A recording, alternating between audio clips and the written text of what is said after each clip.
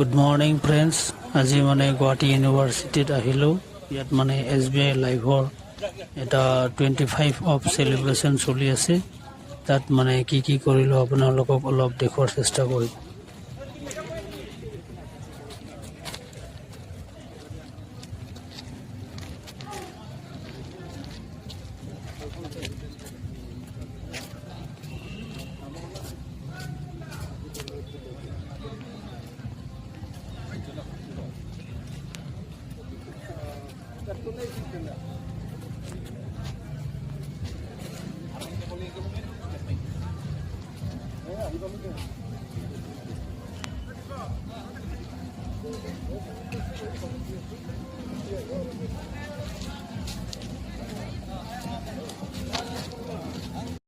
এইটো হ'ল আমাৰ নাস্তা আজিৰ।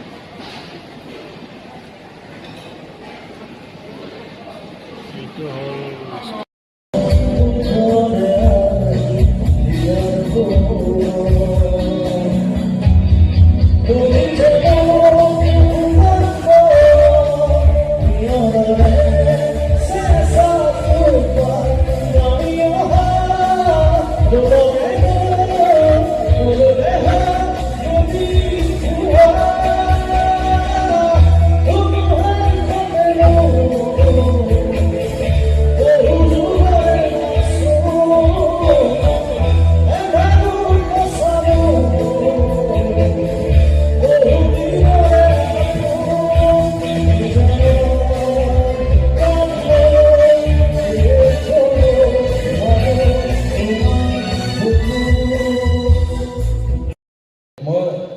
সাধাৰণ ঘৰৰ ল'ৰা, কিন্তু যদি মই কাৰোবাক মাৰি দিওঁ, অসম চৰকাৰে মোক ইমিডিয়েট জেলত ভৰাই দিব, লিখি দিব 20 বছৰ জেল।